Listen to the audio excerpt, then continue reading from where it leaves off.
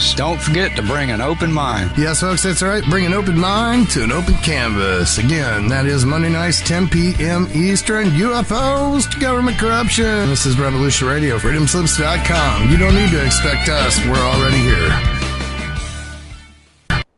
Enjoy your extra big-ass fries. You didn't give me no fries. I got an empty box. Would you like another extra big-ass fries? I said I didn't get any. Thank you. Your account has been charged. Your balance is 0. Please come back when you can afford to make a purchase. No. I'm sorry you're having trouble. trouble. Come on. My kids are starving.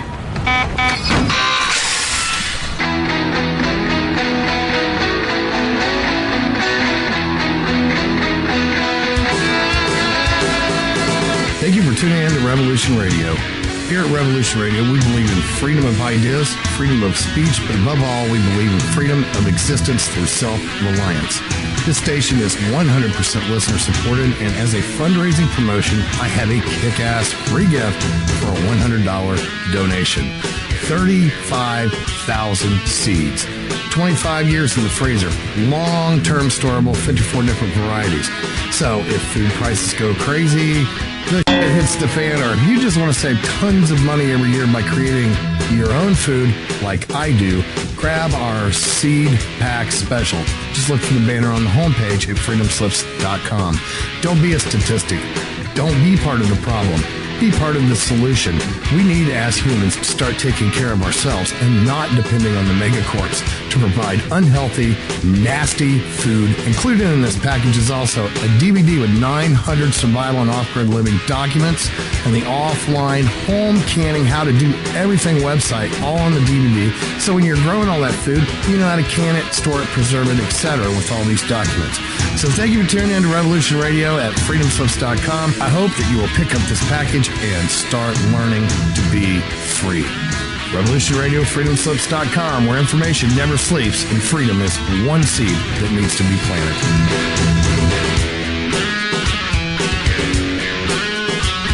What we do in life, it goes in eternity.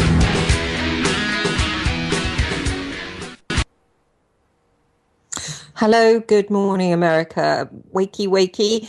It's 4 o'clock in the morning over there, and in London it's 11 o'clock. So, but I'm gathering that across the states over there it all changes. So I'm probably just speaking to a tiny part of Texas or something. But it's 11 o'clock in Great Britain.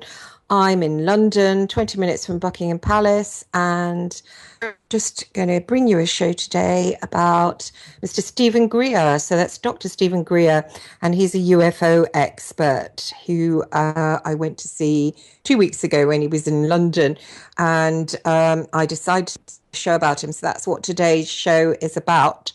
I have with me a guest, Mr. Miles Johnston, and he's a UFO expert for Channel 4. And also he runs a series called Bases, which interviews experiencers, which is a very good series which you can get on YouTube, on his channel on YouTube. So I have him with me. He's going to be on in about 5 minutes. I'm just going to introduce myself. My name's Joanna Hart. I'm a Sunday Times bestselling author with my first book published by Hodder and Stoughton, Searching for Daddy. My second book was published by Random House, In for the Kill, a true story of hunting evil. And I have various books that I've self-published, but I won't go into them. You can look them out. One of them is about the phone hacking. Today, I want to talk about Stephen Greer because I had a strange experience when I went to see him. I'm a journalist. I'm ex-News of the World. I was there for 10 years. Then I worked for The Sun for 6 years. Then I went on to work for the Sunday Times in Ireland for 3 years. I've now got my own agency, Warner News Agency. I try and investigate stories myself and then offer them up to the various newspapers that I work for, such as The Guardian and The Times at the moment. I went to interview Dr. Stephen Greer for the Daily Mail. They were interested, so they commissioned me to go along. I was given a free seat for his talk, which was in Cavendish Square in London. And it was very late. I went along. He showed various various letters from the Ministry of Defence to say that he'd been accepted by them and he was being taken seriously. I had followed Greer for about 10 years, maybe more, and I did find his disclosure group just fascinating and brilliant because he brought out all these military people who talked about shooting greys in underground bases and the reality of what we call aliens. And I really admired his work. And so I was interested to meet him. Anyway, I sat there and he didn't really talk much about ET, which I wanted him to. And I went up and had a few words with his wife. I said to her, how does he know that these ET are benevolent? And she said to me, well, they would have destroyed us by now if they weren't benevolent. And so I thought that was a little bit odd. But she said, oh, they've got so much fantastic technology. They're more advanced, blah, blah, blah. And I said to her, how do you know they're not fallen angels? And she sort of laughed at me, more or less. Anyway, I went back downstairs to the lecture and he was then talking about his efforts to contact ET himself. I thought that was quite new, as I didn't think Greer was doing that. I didn't think he was, getting into the sort of field of trying to channel what he calls ET. I didn't think he was doing that, but he has. He's changed. He used to wear a smart suit, looked like a typical smart American, but now he had a white, really tight white t-shirt, very muscle bound, really extremely tight jeans, and he looked a lot younger. He said how he goes out to these crop circles and basically tries to have rituals to cool down ET. And then it went on for a couple of hours, and then he had this noise that he said was ET recorded, and he said, I'll play it to you now. And he dimmed the lights and he played the noise. I found it incredibly unpleasant. It resonated all the way through me, and it almost felt as if it went to cling on my chest and then sort of more or less lasso me all the way around my chest and then sort of go back again for the sort of central point in my chest. It really felt horrible, and I wanted to get up and leave, but I couldn't. I just didn't have the energy. It was just really unpleasant. I thought, I don't like this. I want to get out, but I didn't. I just thought, well, it's going to end soon. It didn't. It went on quite a long time. Then when it was finished, I went up and I spoke to Dr. Greer about, what ET actually were and did he know they were safe, because he has brought out this telephone app where it encourages people that listen to it. It basically, you use it to call up these ET, and he is given the instruction that you must move out the way and let them come inside you and basically, come inside you and take over your body, more or less. He said that this is the way we should let them roll, and basically this then starts a revolution from within where we can advance our race. So I thought that was funny. I said to him, how do you know that they're not demons? Demons and fallen angels are quite more advanced than we are.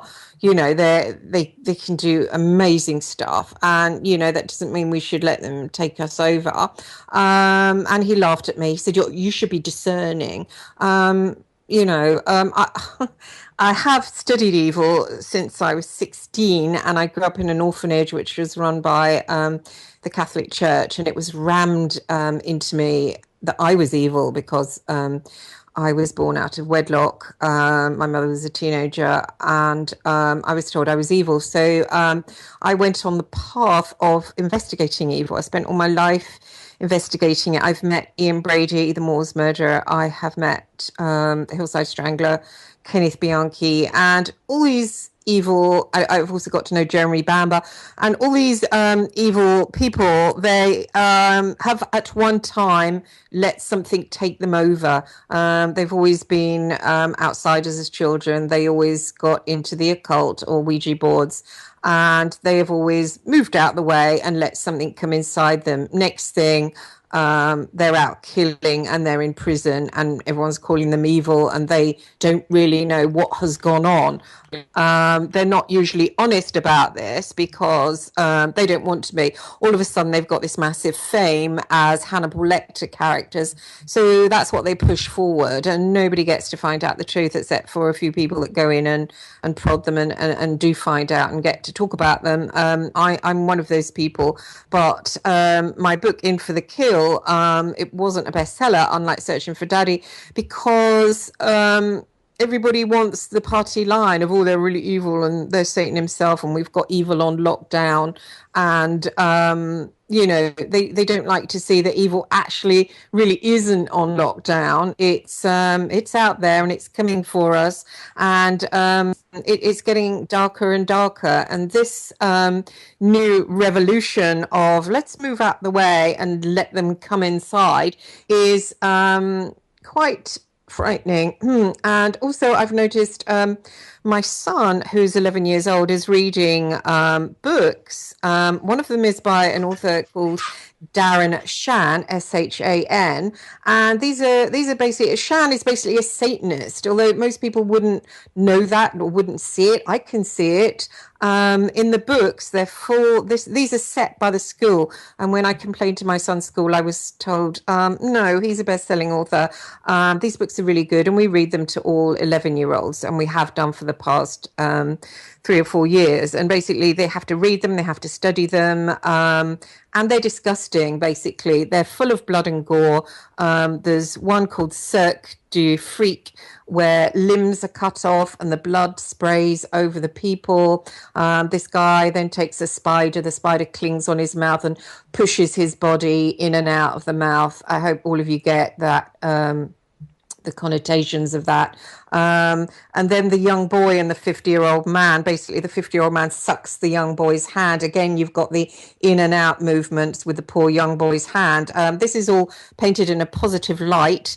And then the young boy is encouraged to become a what Shan calls a demon, and to move out of the way, let this come inside him. And then he discovers that not only has he got psychic powers, which is fantastic, he wants to kill his family, which indeed does happen when you bring these demons inside you, such in the case of Bianchi and Brady, and also Jeremy Bamber, who shot his whole family. Not written about by the mainstream press, of course, which I was a strong part of. So what happens then in the Cirque du Freak book, the young boy decides he wants to die because his family are boring, and after all, he wants to kill them. So he lets himself be buried alive.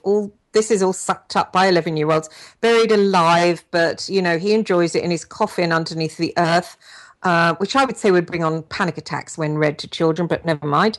And then it goes on that then his spirit rises and he climbs on the back of the older middle-aged man, and flies off into the night. Then we go into Darren Shan's second book for children, and you've got that in the 2 chapters at the end. It gives a delightful version. He becomes a serial killer with the older man, and they come across a poor man walking down the street and they attack him, and blood everywhere, lots of sucking and drinking. This is disgusting. So Miles, I'm going to, instead of ranting on, I'm going to bring you in now. Would you like to talk about this? So I'm not sure how to bring you in. Laura will have to do that. Hello. Oh, hi. There you are, Miles. What have you got to say about what I've been talking about? Well, people must understand the background to Greer is initially very positive, and he did come to the crop circles for many years and did an awful lot of what they call CE5s. But something happened, I think, in the late 1990s. And see, people have also got to understand that the crop circle area is full of dimensional portals. There are which the military use. They're also very close by very major bases where for 30, 40, 50 years they've been making strange-looking humans. A lot of the aliens are sort of made by us using transgenics, transhumanization, cyborgization technologies, ET exchange technologies. People also got to understand that the British here have declared they've actually declared the ET thing's real. That Roswell was a technology exchange program with Trojan technology, which is a backdoor into our entire artificial intelligence structures which we're constructing now. But really, what Greer was doing was absolute demonic.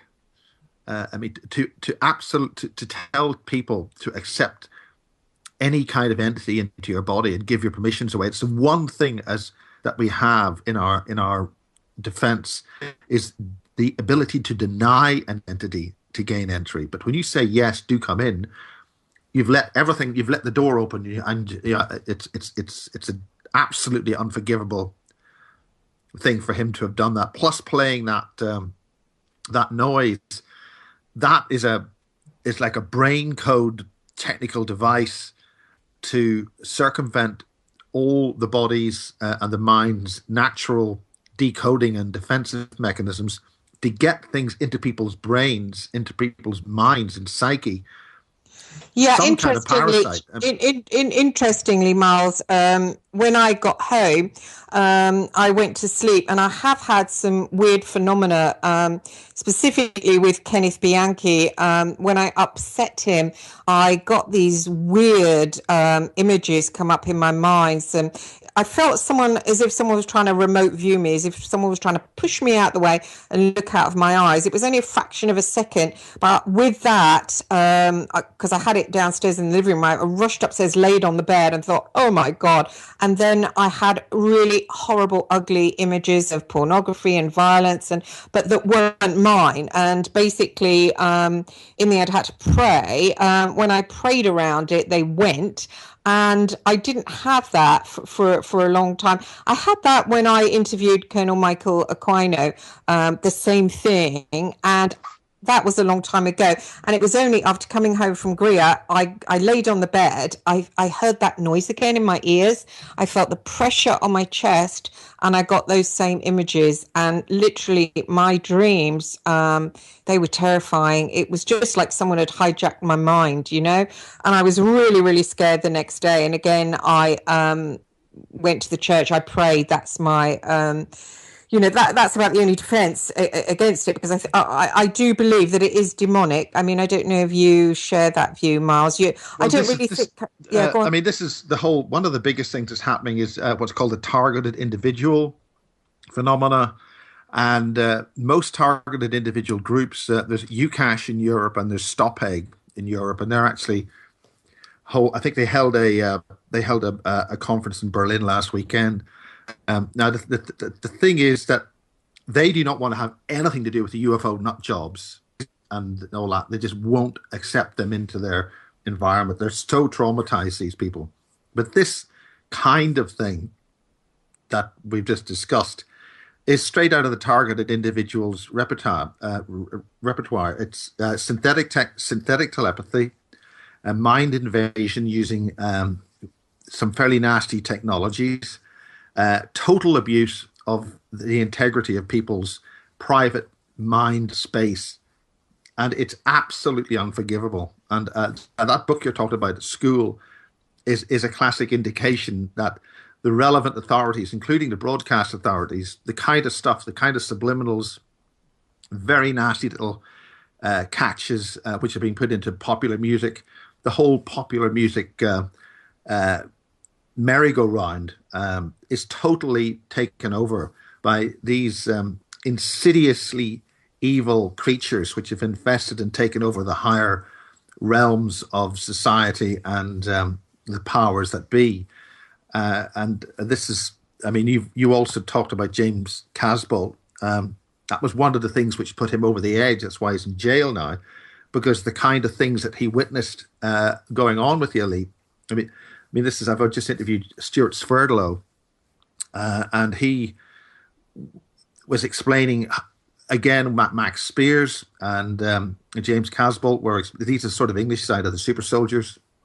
We're explaining the need for particular enzymes and particular chemicals produced in children's brains in the pineal gland when they're traumatized and put through a ritual slaughtering, so they can extract these chemicals, which are only produced in states of extreme terror and fear, so they can then use them as some kind of drug, or as Max explained, and James explained, it's like they have a vampiric type virus. If they don't get the essence of the life force from our children, which is why, if this whole thing, the whole point is to get this life force so these creatures can regenerate themselves and sustain themselves for the thousands of years that they live. Which is why this idea that, well, if they're hostile, they would have destroyed us by now. They are farming off us. That's the point. Oh. So they don't need us dead. What they do need us is in a compliant state of, basically as we would farm animals. Exactly. And I think if children are reading this, I mean, I read the Shan thing, and I don't know what it was. I saw my son had a reading list, and there was loads of books. I looked through it and I homed in on that book, and something told me to read it. I ordered it from the library and I was reading it. My son said, "Oh, we're reading that in class." And I'm like, "You're kidding?" I said, "I was just about to complain about this." It is absolutely, it's pure Satanism, pure selling the Bible of Satanism, and just, it's vile. And the images in there will traumatize. You know, there was a woman standing on stage and all of a sudden a wolf comes out, bites her limbs off, the hand falls down and the blood spurts all over the kids and all over the audience. I mean, even that, taking out the occult side, taking out the Satanism, taking out the sexual activity with the older man, and encouraging children to be serial killers more or less because it's sexy and it's like a vampire and you don't want to be with your boring family anyway. I mean, what a disgusting message that teachers are reading to children. Whatever happened with cider with Rosie, for God's sake. And according to the head of English, it's what, it encouraged them to read. Well, it's like saying, oh, well, we want them to watch TV, we're going to put a porn film on, that'll get them watching it. I mean, it's disgusting. Even just the blood spraying everywhere. I read it, I felt sick for ages afterwards. And, the image stuck in my head. It's in my head now. I can see it really clearly. The guy's he's a very, very good writer, and that gives them post-traumatic stress disorder, and of course that makes them more compliant, doesn't it, because they're disorientated. Actually, when I posted about it on my Facebook page, somebody said to me that it's a young guy, when he was at school, they read a lot of Shakespeare, a lot of Macbeth, and they made them watch a film of Macbeth where about 3 or 4 murders went on, and he said all the kids felt weirded out, and they felt spaced out and weirded out for a good few weeks after. So that's using that's the same technique, isn't it, Miles? Yes, I mean, essentially, it's very clear that the way things are developing, that the powers that be have been compromised. This is something which, I run this thing called the Basis Project. And one of the people I interviewed was a very perceptive individual called Chris Thomas, who had basically been hardwired into the Akashic. And one of the things he describes is a race of beings which are just on the edge of the solar system, and a few of them have managed to get through because the solar system had its own sort of natural defense mechanisms. And this is a thing I recorded 8 years ago. Now, this guy's picked all this up by his own intuition and by his ability to, as I say, access the Akashic. That these creatures were able to take over the highest of the elites. In other words, if you're going to take over a civilization, you don't necessarily go for the king or the prime minister, because they essentially are only temporary. What you go after is those who know the ancient secrets of that civilization, i.e. the Illuminati, which again is a term which is outdated, but for the basic point of illustration, the elite, this group of beings, which encompasses a number of sub-ET species, took over the highest of the elite by bringing them to a process of virtual death, and at the point where that being is virtually about to die, they're able to switch off the sort of silver cord that brings that soul to wherever we come from, and switch it over to their type of energetic cord. Because in the physical dimensions that we live in, our physical bodies are what you use to live here. So you have to take over the body in order to take control here in the physical domain. It's because of the basic structure of what's called a biogenic field. The Earth has got a massive biogenic field, which allows physical beings to live in a physical world. And the soul, or whatever you want to call it, people have different names for it. Is the difference between you being alive or dead? Well, what's happened is that these beings have essentially taken over upper levels of the elite, and they look just like us. So you don't know that you're dealing with a complete entity. But one of the symptoms of things going wrong is the way that people are deforming themselves with tattoos. Well, that's going on probably to a different point. But what happens is, the mechanism is that a human being can be taken through this process, and then some other being takes over. Interesting. Sorry, I muted my mic there. So that is what seems to have happened with Greer. But the fact that he's promoting this and promoting that other people should do the same thing does seem that there's some kind of demonic or ET, very toxic ET influence, which is wishing to propagate and have us give up our bodies in this world. It's invasion into this reality in using us. In other words, the ETs look just like us because they're inside. They're what's called a skinwalker.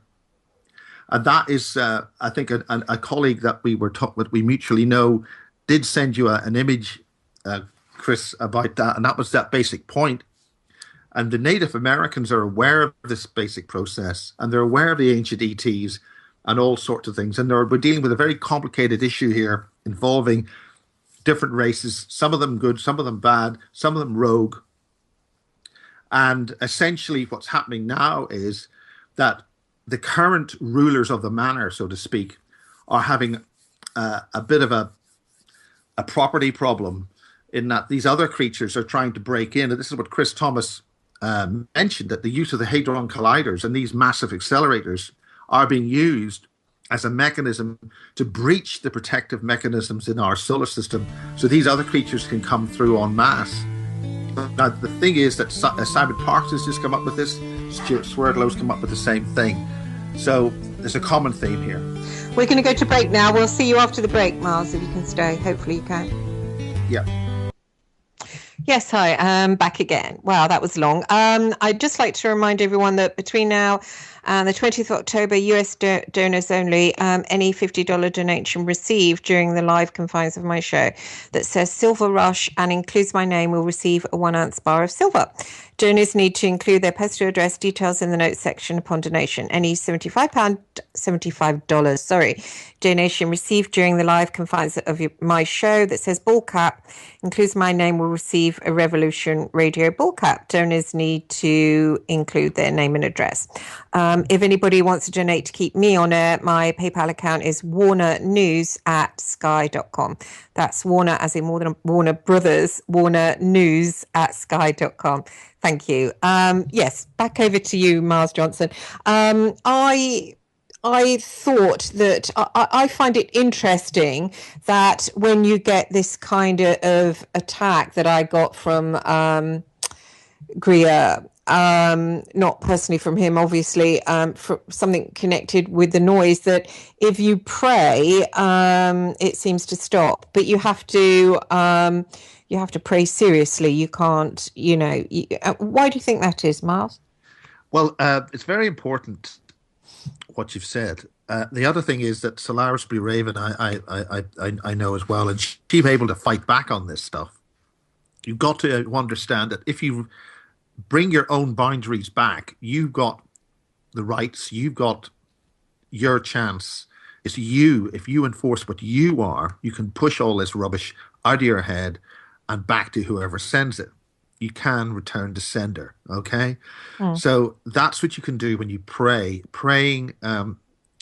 We live in a beautiful and wonderful universe, and really, I think what's going on is the lower realms, the realms which have emerged in their particular pathway into the creation of life itself, are simply pushing up into our domain. That doesn't make them bad or evil. They're simply coming into our domain, and it's up to us to go into where our natural evolution should take us, into a higher realm of spiritual existence and a higher, more positive environment. So we become the ascended masters, and then the other beings which are coming in simply start to evolve and in their pathway in the domain that we're in, and that's part of the whole ascension process. Yeah, I was reading some guy, God, I can't remember who his name was. I'll think of it soon. He was saying about the ascension energy. I'm not too sure I know that much about it, but something happened on the 27th of September, he was saying, and he gave a really interesting talk about it, about how you would just kind of experience your consciousness would widen somewhat. I did feel something myself. I go to Kew Gardens nearly every day, and I walk there, and I walk amongst the trees, and I touch the trees, and I really felt the Christ energy sort of coming alive inside those things, and I really felt the reality of the fact that we've got a father,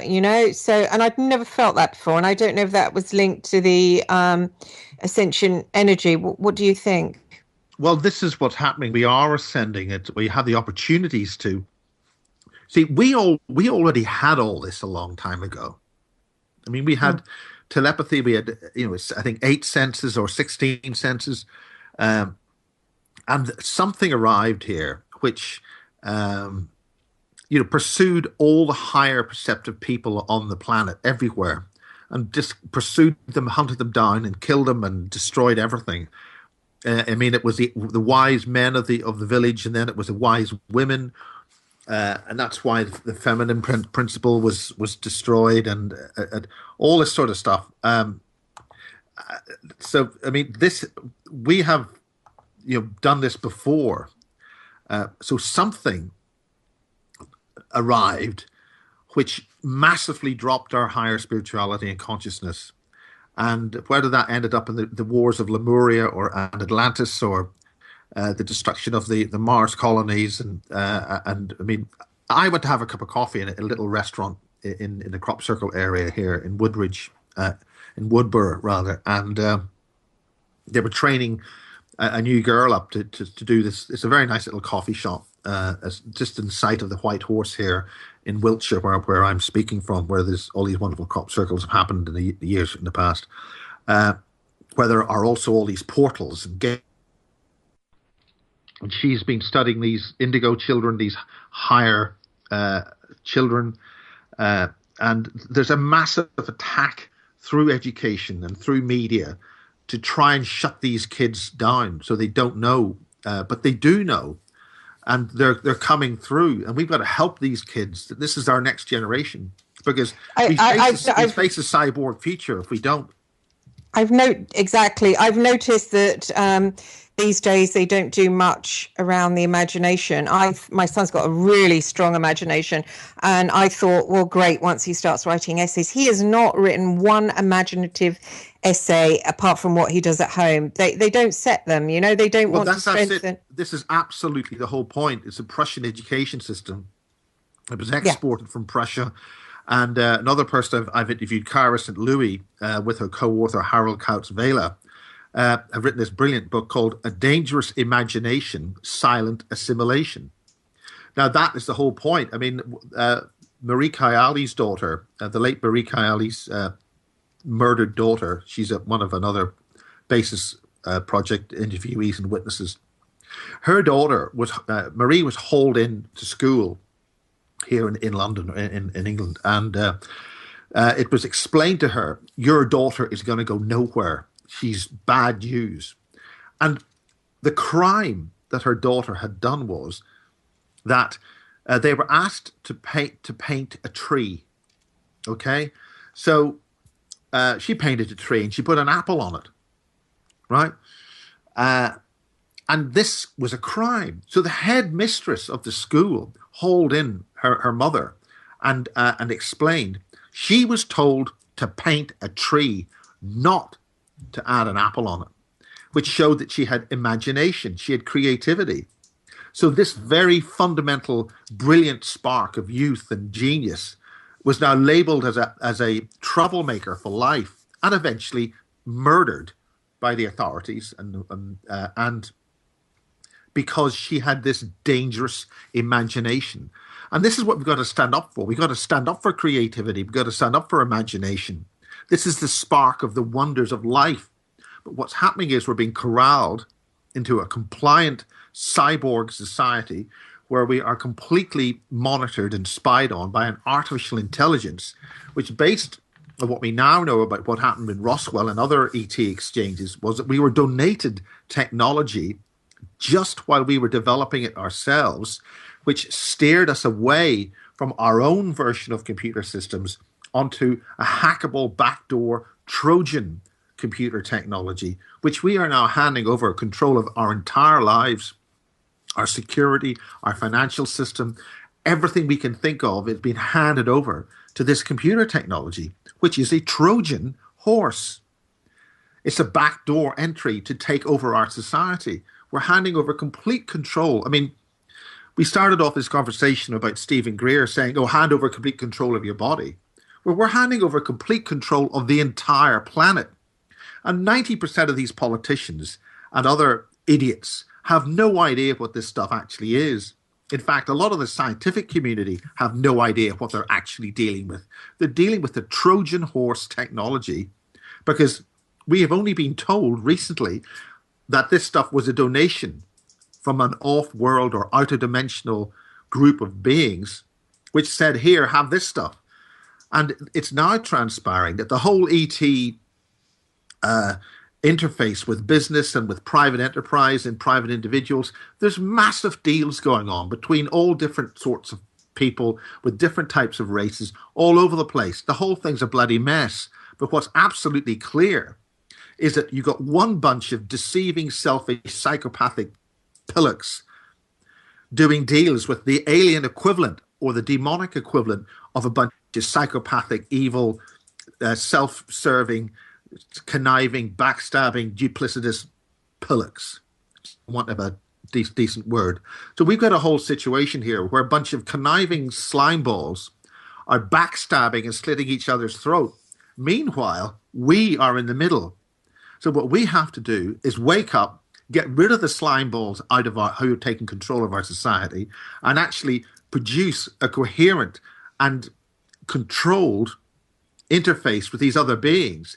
It's very beneficial for some of them, but it's extremely detrimental for us. Now, the sort of prime directive that we're dealing with, where some ETs, I mean, the whole nuclear thing at Rendlesham Forest UFO events, the biggest stockpile of nuclear weapons were all neutralized by these ETs.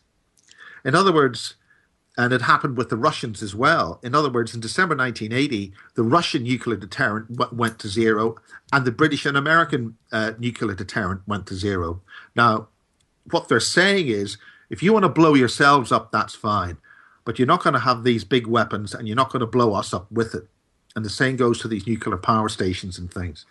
So basically, we have to take control. We now know that we have had ET contact. We now know that all these other things are happening. So we have to grow up. And our media and our broadcasting systems are treasonous and treacherous for continuing the deception and for running these most horrendous mind control things against our population. This is treason, this is treachery, and they're going to pay in the end. So they either wake up, start dealing with things now, or face the consequences in the future. Exactly, Miles. As you know, I was part of the phone hackings. Well, I wasn't part of the phone hacking, but I witnessed it and was used basically to bring in this character who worked for MI6 into the News of the World, and basically he brought the hacking. And then it was blamed on a patsy, and then this patsy was held up. There's going to be a movie about him. There's been a book about him.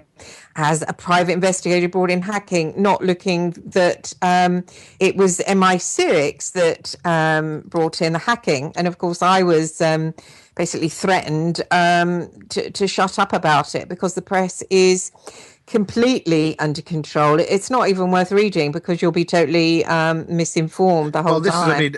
We share a common connection here because I was at Sky Television when I was trying to blow the whistle on all this. That's when 8 octoform type creatures were accessing in the virtual domain the technology which they use to transmit this stuff. And the same's going on with BBC. There's no difference between any of them. The broadcast systems have switched to a digital Trojan horse technology, which is accessing the consciousness of every single individual listening to it and watching it.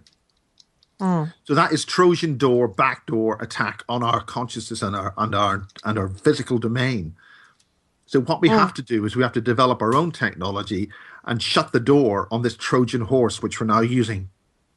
Yeah, interestingly, I was contacted by ITV to do they're doing a big crime series, and there was one featuring Ian Brady, which is to be broadcast soon. Ian Brady and all that lot, and the Cray twins, and a lot of that East End gang stuff is all MK Ultra. It's all part of MK Ultra. And Kathy Morgan, who I also interviewed, did an awful lot of the work on that. It's pure MK Ultra population management. Yeah, exactly. I mean, I know Brady. I met him 3 times, and this is why I was interviewed. And I went in to. I didn't really bring up. I didn't need to bring up the possibility that he had been controlled. But what I did want to bring up is these people, these serial killers that everybody is so fascinated by. There's no point in being fascinated by them. They're merely people that have opened up to these entities. The Antichrist entities have come in and basically ripped anything that they call it low-hanging fruit, basically women and children, that they can grab hold of. And you can actually see by the way that the killings have taken place that they have the Antichrist in them, because there's things like, the children are made to pose in the sign of the cross. They're buried face down. With Bianchi, the girls were sort of spread-eagled in the middle of the town centre on the grass. That's to traumatize anybody that saw it and to traumatize humanity as well. The point is, Chris, it's not the individuals doing the murdering and the hacking and all that. It's those features which are in the background. Yeah. Which are pulling the puppet strings.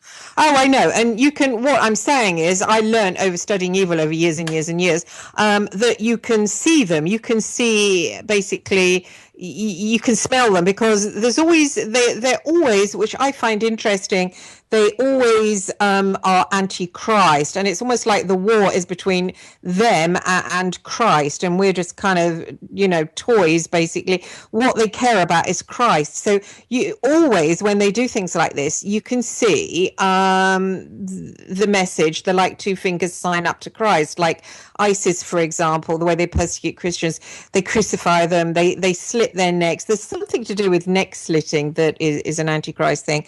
Maybe it's a throat chakra or something, but they do this kind of thing. And if you study the crimes, for instance, in the Jeremy Bamber shootings, there was a Bible laid out next to the sister, and in the Brady Moores murders, evidence was kept in a prayer book, tucked in a little prayer book. And of course, he played hymns as he was doing the murdering. So you can smell them, really. You know, they don't really. I mean, during the break, there was the thing about Joseph Atwell. He was here in London talking about his book about 2 years ago, and fascinating. But all of these established religions have been backdoor accessed and are piggybacked by the controllers. And that is the problem. If, however, you take pure spirituality, regardless of your denominational belief system, because that's a mechanism, it's a control mechanism to divert you. We're being constantly diverted away from the true message, using that message often. And so what we have to use is our own individual spirituality and go to source, so to speak, individually, and then that will stop these entities and creatures. And then we can out them from the control structures, and then we can bring this whole society forward. Do you think that it would be done through joining, to joining in one with Christ? Because that really... Well, no, the point is that the Christ energy, the so-called Christ, the actual stories about them, I don't want to go into the details, or people are far more skilled in this than I in this subject, but the basic essence of what's talked about and discussed with these religions. This is the whole point. You put the truth into a barrel of lies and you'll never find it. So the point is that there is the truth and the spirituality there. It's up to us to find it and to adopt that true higher spirituality. That is the divine. That is the thing which is fantastic. That's the thing which is the whole point of the original teachings. What we've got is a barrel of lies and deception. So we have to navigate that barrel of lies somehow and find the truth and out the truth and expose those lies. And that is our task. That's what we've got to do. But in the Bible, didn't Christ say, "I am the gate," which I believed that that meant that he is the escape away from this. Well, yeah, yes, I haven't read the Bible. You have. I've seen it. I took the decision personally not to confirm my my connection with these bogus. Coming from Northern Ireland, it's such a treachery of deception and control, and it's been used as a mechanism to distract and but it isn't because I grew up in an orphanage that was controlled by the Catholic Church, and the Catholic Church, they I think they've been infiltrated pretty much so, because what they do is the whole point. If you read Atwell's work, that the whole point of Christianity was it was hijacked at the very start, but the whole point of the further back it's the same thing. These I think systems have been hijacked. We're going to. Can you stay with us? Yeah. Well, that went on for so long, didn't it? Miles, are you still with us? Yes, I'm still with you. Oh, great. So it's Christine Joanna Hart, journalist and author, interviewing Miles Johnston, who is the filmmaker of the Basis series.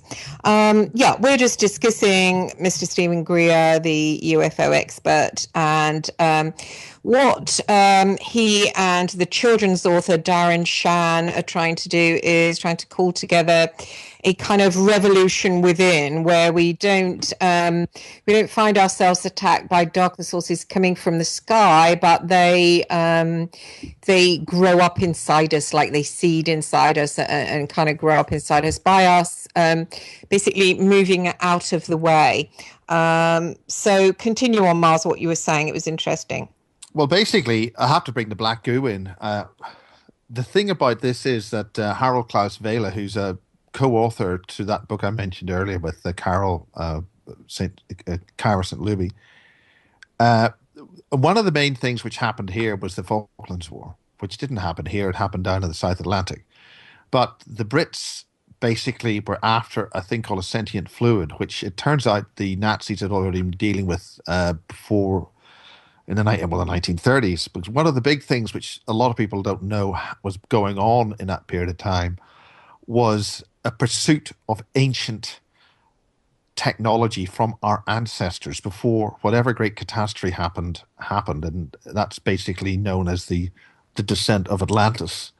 Now, Stuart Swerdlow also mentioned this, but also a Brit called John Irwin was involved with a secret British military team, or rather, it was an embedded team within the British military in the Middle East in the late 1950s. And what they were after was coded data banks from our ancestors. Now, it's interesting that Stuart Swerdlow, only 3 or 4 weeks ago when he was here in London, alluded to this, that the Montauk base gained access to pyramids, which brought them Atlantean technology.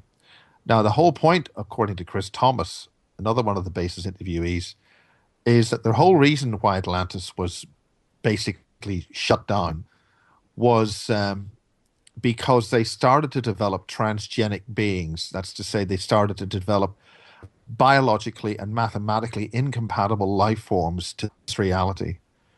Now, that's one way of putting it. Other people would say monsters or creatures which are literally are not meant to mathematically exist. It introduces errors into the life force stream by producing these incompatible life forms, and then it also allows access to our reality and our existence and our life stream, creatures from other incompatible dimensions and realities, which basically starts to degrade and cause damage to the actual existence that we have here. As a result of that, Atlantis had to be completely destroyed. Now, what's happening now is, and I use the word now advisedly, is that we're doing the same thing. It turns out one of the fundamental things in the Basis Project was like 20 years ago, information came out that the British were creating or building or making what's called program-generated life forms. They, in other words, were aliens, right? They were based on an ET type of frame because essentially we were developing our own versions of the Greys. Now, a totally left field information has come to across my desk, so to speak, that in the bases near Boscombe Down, and that's all crop circle country, the lovely Berkshire and Wiltshire underground bases, and in Brecon Beacons in Wales, there have been horrific designs of creatures for use off-planet and in the off-world bases, the lunar bases. So in one or two simple words, our involvement with despicable transgenic and transhumanization and cyborg-related technologies has been going on, and for use in the off-world bases and on the Moon and Mars. One of the problems about our physical biological bodies is that once we start to venture outside the biogenic field created by the Earth's life force, our biological structures will degrade. And that is one of the things which happens, which is designed at the dimensional gate at West Ken at Long Barrow. A lot of people go to this thing off the A4 opposite Silbury Hill, and it's a grave and all that sort of stuff. Well, it's an existing gate, and there are a number of gates in the Vale of Pewsey, and that's why there are a number of very prominent Illuminati houses or homes or mansions in that area. And that's what happens when some of these circle makers go out and make these crop circles. They meet these other beings. So this is the whole point. The people making the crop circles are actually encountering the real deal, right? So the point about this is that we are doing the same mistakes as happened with Atlantis. And if we continue to do that, the only way is down. The only way is a reset. The biological integrity, the life force of the beings of this planet, this existence, this living spaceship. We're basically on a spaceship, a survival vessel. And if that is compromised, this planet, the source of life on this planet, will heal itself. Now basically we either are part of the solution or we're part of the problem. So it's up to us now that we know that our mainstream media and all our fundamental controlling structures are being compromised. We are the many and they are the few, and we have to take corrective measures to solve this problem in a positive way or face deletion. And that's what basically the British intelligence officer Peter Paget, retiring, age 69, explained to us in Warminster at the end of August. We do not have much now left. So whatever now we've got, it's time that we start sorting this problem out and getting it sorted out in proper order very quickly. You do sound, even though you don't read the Bible, Miles, you do sound quite biblical, because it does say, if the words of Jesus Christ were, if you're not with me, then you're against me. And sorry, did you say George Bush or Jesus Christ? Jesus Christ, of course. I think George Bush might have used those same words. But it's true, isn't it? If you're not actively going to do something, then you are going to be part of the problem, really. So you're right. We have to, as you were saying, actively do something. Well, that's what the black goo explained to a certain gentleman in Iran. This black goo, which I started to explain about the Falklands, was that this is this sentient fluid which is found in rocks which came down as meteors, and also is found in the fundamental living fluid which we call oil, crude oil. This stuff has explained to individuals who've encountered it that it's here to clean up our mess. Now, we're making a heck of a mess of this planet. Now, when we say we, it is we. We are giving our permissions away by allowing these horrendous individuals who've taken control of these major corporations to kill everything on this planet. And they're pushing us into a cyborg future. We either have a future as a cyborg under the control of these creatures, or we have a high spiritual domain here which can lead into a whole realm of different universes in a positive and an enlightening manner. So we have to face this problem down and solve it. It killed 42 Marconi scientists when these people were ordered to weaponize this stuff. It killed them, and that's a record. That's official. I think what we can do, Miles, certainly mothers can start, keeping an eye on what their children are reading and doing in schools. I think it'd be good to get this author, Darren Shan, kicked out of the syllabus. I can't. Well, the thing is, it's whoever put her on that syllabus. I mean, it's not. Don't shoot the messenger. Hello? How do you mean, Miles? Don't shoot the messenger. Okay, that author. I mean, that book may be distasteful and other sorts of things. It's horrendous. He must know what he's doing. There's yes, loads. But whoever sanctioned that. This is the same thing about Ofcom in the United Kingdom. Ofcom is controlling all broadcasting, and they are after individual creativity. They're killing it. This has been a pattern that's been going on for at least 30 to 40 years.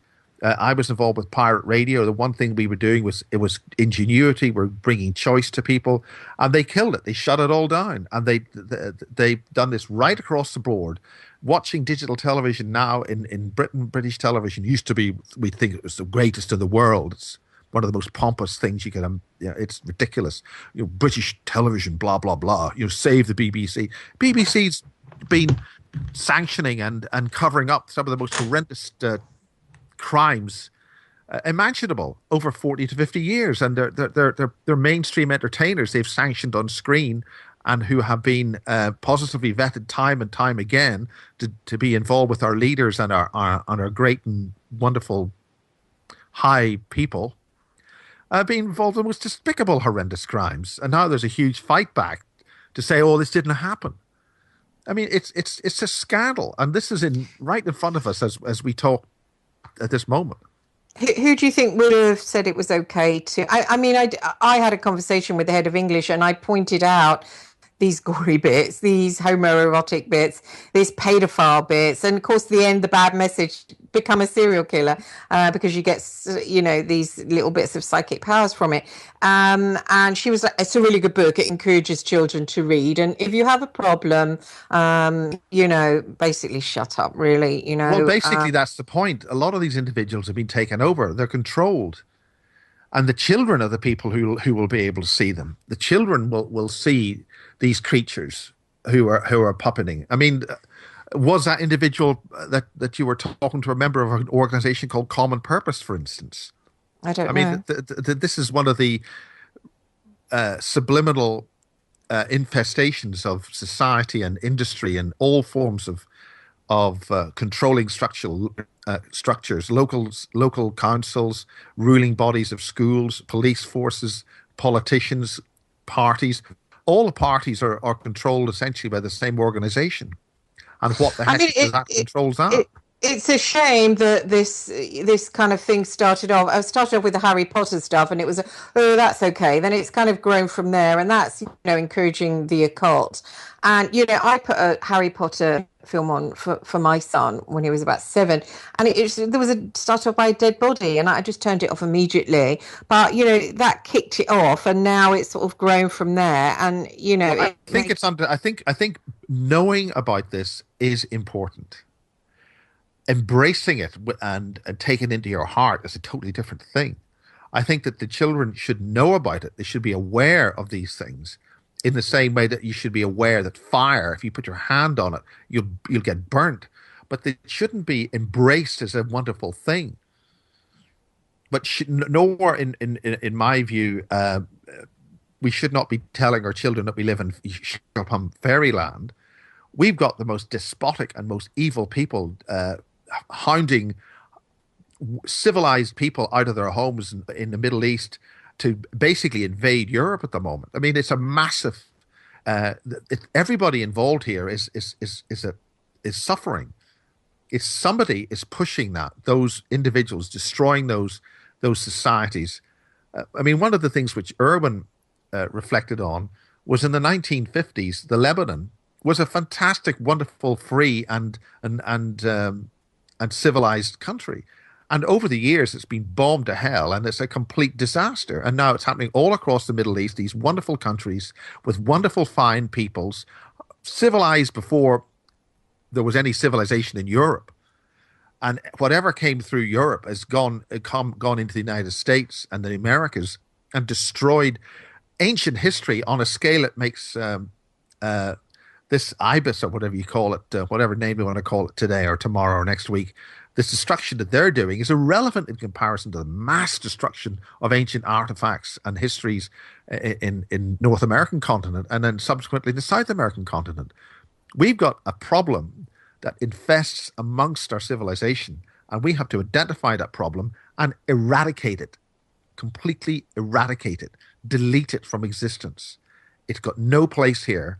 It must be taken out completely so that the original peoples of this planet can live in a wonderful place in harmony, respecting each of our differences and abilities and making the best out of these things and not the worst. And why do you think that there's certain human beings that actually want this, that there's certain... What's the difference between someone like you, for instance, and someone like me who doesn't want them to grow stronger, who doesn't want them to... Because they're not human. That's the point. This is the whole point that goes back to that we have got a predator within us. But Miles, there are some human beings who welcome them, who enjoy them, who want them. Obviously, clearly. Well, this is the point. These are what we call the expendable second degrees. These are the people who are given power. These are the people given riches and all sorts of things, and they go through revolting rituals to sort of short circuit their ascendance to a higher plane. I mean, the joke about our prime minister it's disgusting that. Which, if people are aware of what was said, what he did, and this is an No, elite bunch. can you go over that, Miles, for American? Well, very simply, and it has to be said, and it was correctly pointed out on a London talk show, that this particular insult was used by an American senator against another American senator about 20 years ago. Basically, the prime minister in a secret society, whilst he was at university, put his private member into the mouth of a of a severed head of a pig. Now, the thing about that is, I'm not entirely sure whether that actually happened. I think that's actually a coded insult within a certain group to say that. But we're talking about our prime minister. Every time you see him, you know that he's stuck his thing inside a pig's mouth, dead pig's mouth. I mean, that is disgusting. But the point is, the delivery of the insult by the people within that group probably are saying something quite different. And we have to look at these things very carefully. But that's the kind of thing, I'm sure there's all sorts of horrendous things which I'm sure experts much bigger than me with much greater knowledge can explain in much detail. They go through rituals of disgusting and despicable nature. And this is what Jimmy Savile was doing with these dead bodies. He was actually doing an energy exchange. And Jimmy Savile is a disc jockey who fronted the BBC's pop music program from the very start in the 1960s, was involved with the highest levels of society, right up into royalty to prime ministers, and has an intricate link with MK Ultra and the child killings and all sorts of things. He was essentially the child catcher for the elite. There's 140,000 children go missing in Great Britain every year, and most of them aren't. A lot of them are returned or found, but the great vast number of them are used in these rituals, which is a massive cover-up in British society, because they need something from these human children, as I mentioned earlier. But there's a biological substance made in the pineal gland that these creatures need to sustain their biological integrity in our reality. And so we need to simply restrict that supply to these creatures and then simply let them die as they should have a long, long, long time ago, and let us as a civilization in our own domain and our own existence live in a much more positive and welcoming world. But we have got predators. We got to realize that. We got to face them, or die, or be taken over.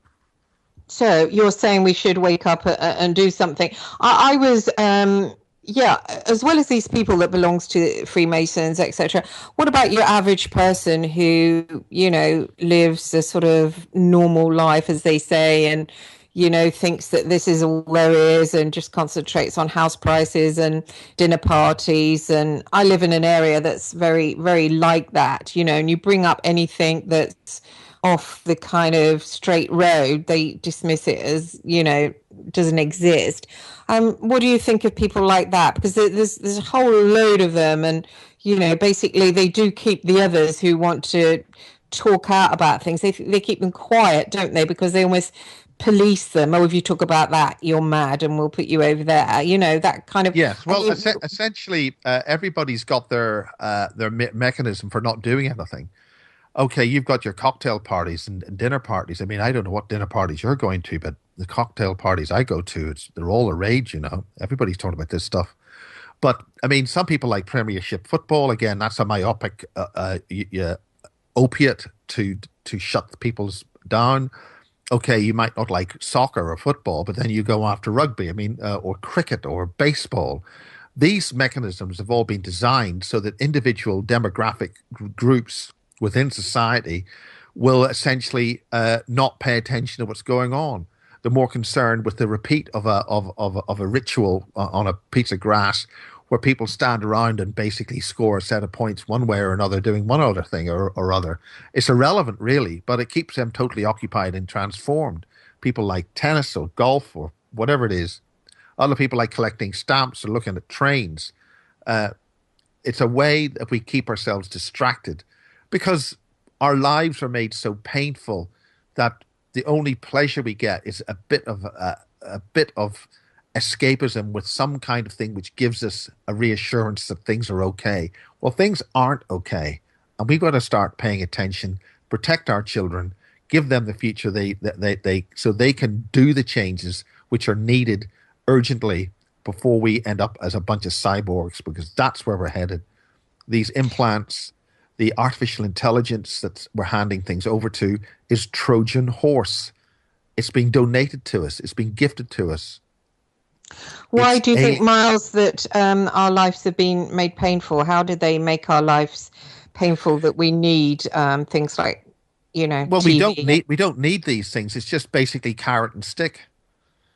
It's very simple. It's population management. And the whole thing about the Christianity thing that Atwell talks about, that was a mechanism, believe in the one God or we'll burn you at the stake very slowly. There's a sort of there's a carrot and stick approach to believing.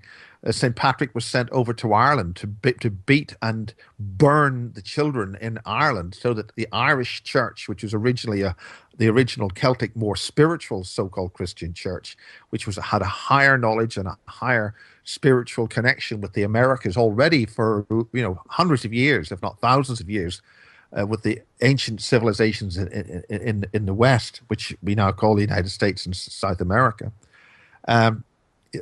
St. Patrick was sent over and he burned the firstborns, the children of every town across Ireland. And when he got sick and tired doing that, he went back to the Pope in Rome and says, look, I can't do this anymore. And he was told, you go back there, you keep burning, you keep killing until they submit to the rule of the Church of Rome.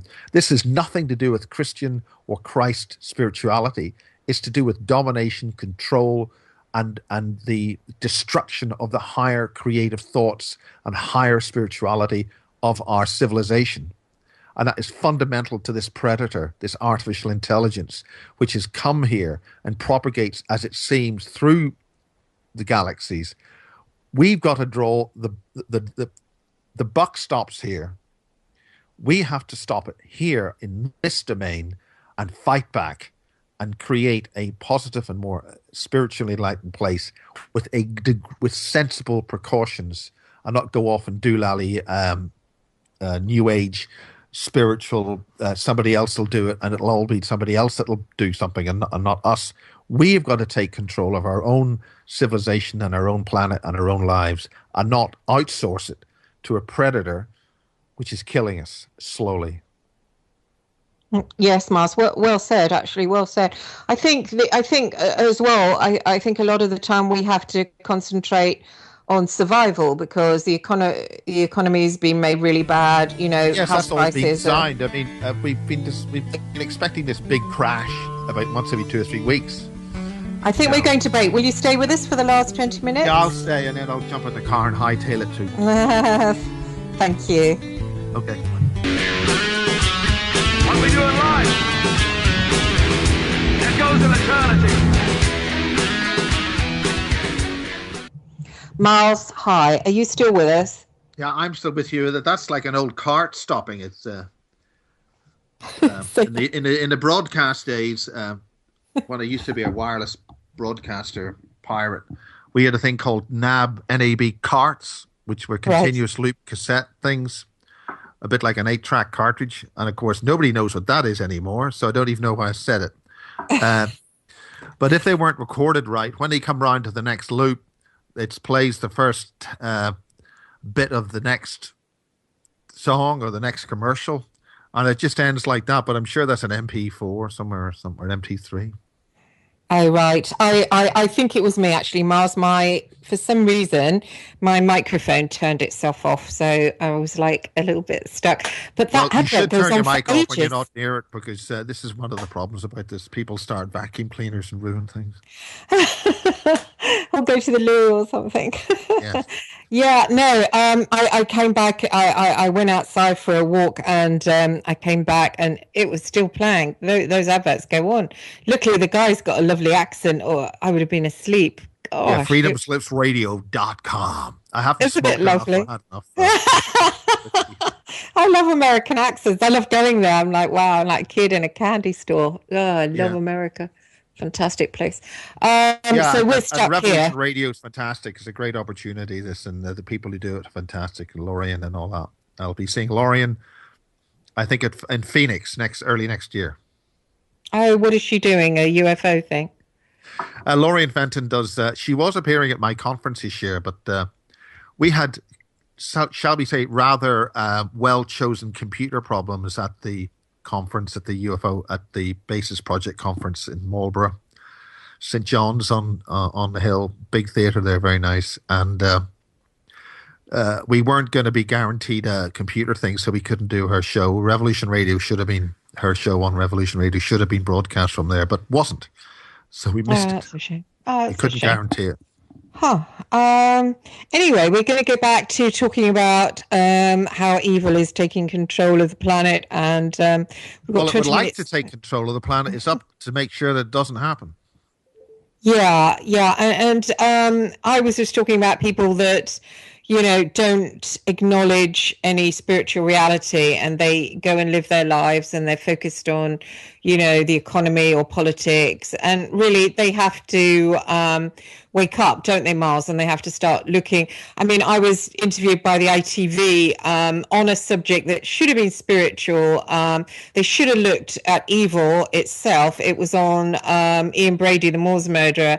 It's to go out soon. And they had me filming up at the studio at Gray's Inn Road for, God, I was up there for about 4 hours. And all they were concerned about was, what Brady ate for his lunch and what he was wearing and was he good looking. And when I talked about, these creatures coming inside men like that, and it's always like with Bianchi and Brady, it's always like when they're, when they are 25, they're basically kids themselves, really, that this takes place, what happens to them. And she said afterwards, oh, we'll cut that. That's too wacky. She said it all got a bit David Icke. It seems to be perfectly okay to murder, massacre, and ritually kill children, but for God's sake, don't talk about things that David Icke might talk about. That's good, isn't it? That's true mainstream. It is true mainstream. And I said, look, it's not really wacky, is it? Think about it. Where are you going to go when you die? Off to wacky world.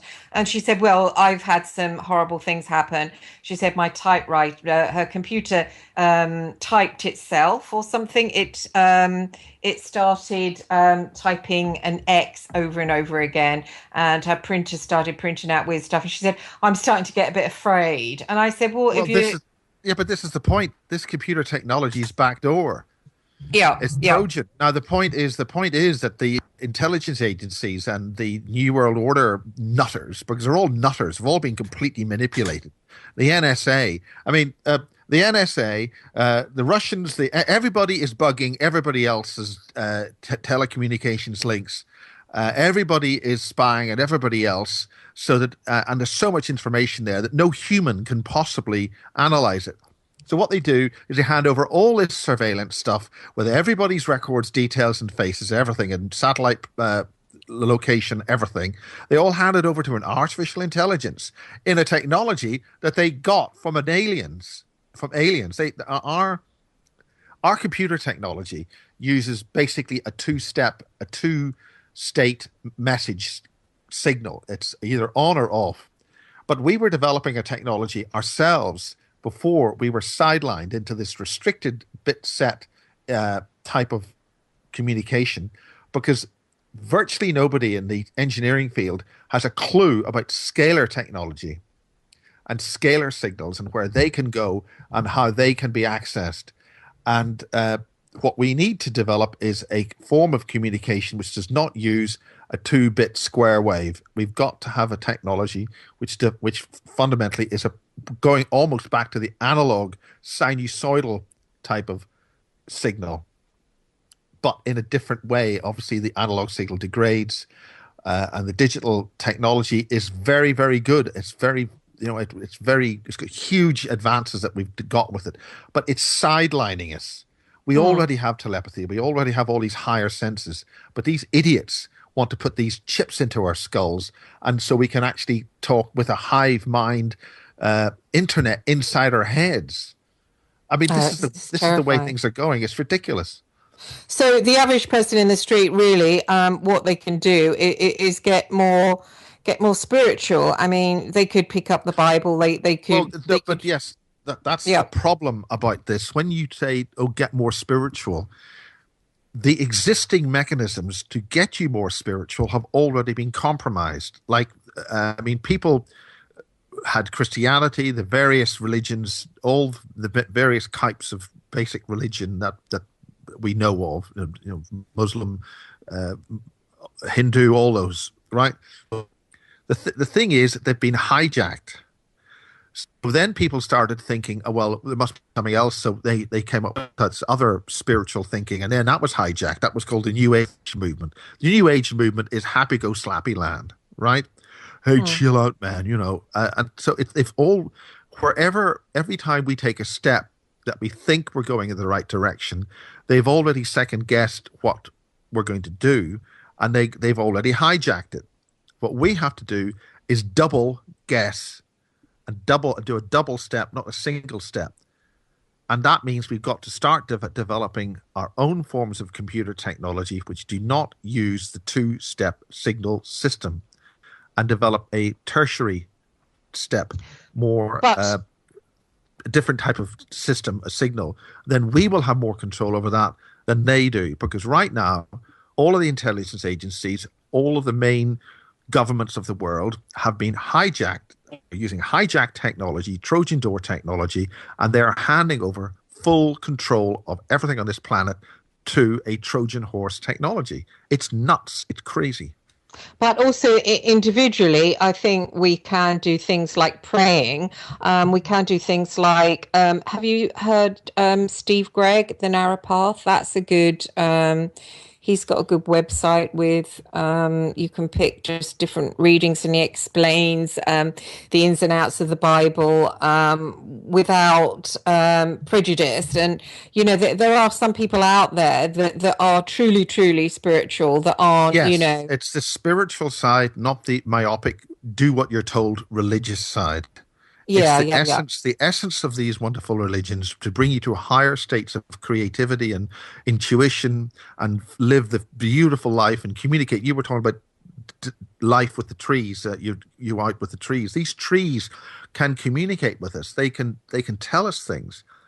If you're empathic and if you switch on all the senses which we're actually born with, and these new children, these wonderful indigo children, or whatever you want to call them, are all plugging into this. And there is this wonderful higher world of perception and existence. The idea is to plug into that, get into that, and don't get sidetracked by organized, deceptive, and hijacked old ways of thinking.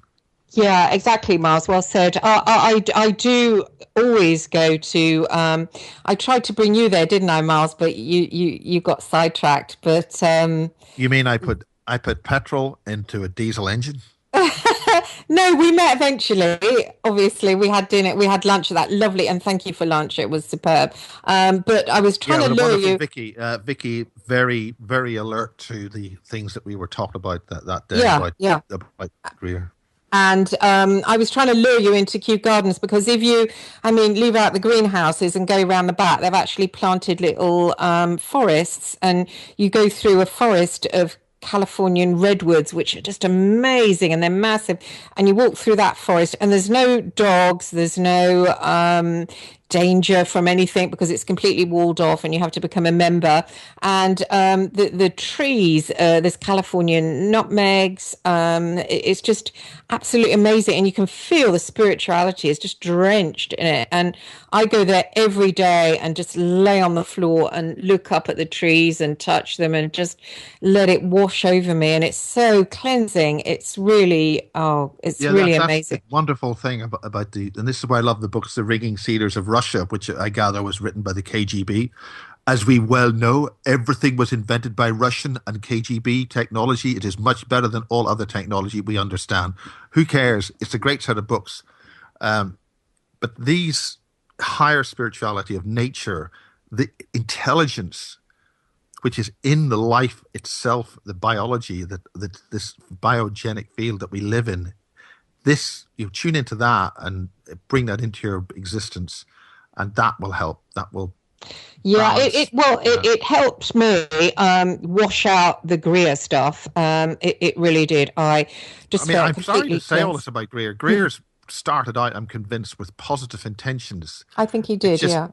I mean, but I'm afraid, and there's another main researcher here in this country called Richard D. Hall, and he's done the same arrogant ego thing. Greer thought he could lecture the head of the CIA and tell the head of the CIA about UFOs. What contemptible ego stupidity that he think, he would know and the head of the CIA wouldn't. I mean, what kind of a stupid idiot is that? I mean, it's just ridiculous. I think he has gone a bit ego. He just looked kind of just a normal guy in a suit, and he's gone very sexed up. I mean, he looks like amazing. He does look very sexy. He's got this, tight white T-shirt with bulging muscles, and his jeans were so tight. I mean, he's a big man. I couldn't take my eyes off him, really. He was just like, really looked pretty hot. So he's changed in that way, and I didn't know he was out sitting next to crop circles. That was a revelation for me. This all started in the 90s. He was this is the thing about the crop circles. There's a very, very good book about they call the Mirage Men. And for instance, this recent thing in Mexico with Jaime Maussan. Jaime Maussan was totally taken for a ride with these Roswell slides, these two slides, or I think it was two slides, of a dead alien grey, wow, in a glass case in a museum in Roswell. I mean, there's been a film that's not been allowed to be broadcast, and it was shown on in a cinema and a film festival only about 3 weeks ago. And there's a British filmmaker called, I think, Simon. Oh, I don't have the thing. I wish I had it. But there's a British filmmaker, and he was able to get round in the back door of what was going on with that whole thing. That alien grey thing that hoodwinked the great and the good, and in this fiasco in Mexico City in, I think it was May this year, was a setup by the same people who've been faking crop circles. I understand, and correct me if I'm wrong, that some of the individuals involved with that, the sort of so-called Mirage Men, who wrote the book Mirage Men and the film Mirage Men, were behind. In other words, British intelligence was behind this farce of these slides, because lo and behold, once Jaime Maussan spent his money and got his humiliation, a much sharper picture suddenly emerged to show that this being was not an 8-fingered alien. It was a double exposed shaky picture taken from the original picture. The thing was a total setup, which is why the science, once that thing, it's the same happened with Ray Santilli. He sold us a pup. He sold us a pup about 3 times over. And if Santilli can do that, the best of luck to him. But the point is, it seems strange that in America, Jaime, who's already been shown to have, at best, wishful, naive thinking on some of these things, and that's being very kind. The American UFO conferences are stuck on Roswell. Most of the British UFO conferences can't get past Bentwaters. But what happened was that a British intelligence did release this thing with Peter Paget, a disclosure in front of a restricted number of people, had to be under 150, that the whole UFO things are real, and it's a highly complex scenario with a whole pile of different agendas and races and beings and all sorts of things going on, and it's real. And we've got to get up to speed on this. But there seems to be a distancing between the British intelligence stance on the ET situation and what the American situation is. The American situation seems to be going on with this deadbeat rerun of old stuff. There's not a single conference in the States now which actually tells us anything new, and it's reinforcing anybody who's in this field in the United States up a back alley. And we're just lastly, before I think the show's going to end in a minute, Miles, and thank you for being my awesome guest. Are the ET, what's the relationship to ET and the fallen angels? I mean, where are they? Where are the fallen angels in this? The whole lot are mixed up in the same thing. They're not extraterrestrial. ET, extraterrestrial, is another distraction. It focuses you on a three-dimensional worldview with time, right? ET, external, extra-dimensional, extraterrestrial. Therefore, it locks you into the speed of light farce. I mean, CSETI, the real CSETI, has been given 100 million by the Russians. The only way to do this kind of communication is using scalar technology, not vector technology. So basically, they are the fallen angels. No, let's not throw out. We're dealing with a complicated situation. Who are the fallen angels? We only know that because what we're told in various written scripts and Bibles and things like that. And who's been hijacking all that for the last 3 to 4, 7 or 8,000 years? We just don't know. We've got to be very careful and very discerning. We've got to look at this things completely with a fresh look and start basically with a clean board on this whole thing. There are interdimensional, extra-dimensional, and extraterrestrial civilizations and beings which are coming here in a variety of forms and ways. We have to be discerning, but what we have to do is keep this planet, the boundaries. This is our place. We live here, and there are other dimensional entities and beings which live here with us and been here a lot longer than we have. We have to respect their domains and then start with a new approach in this whole thing. Thank you, Miles, very much, and I'll see you guys next week.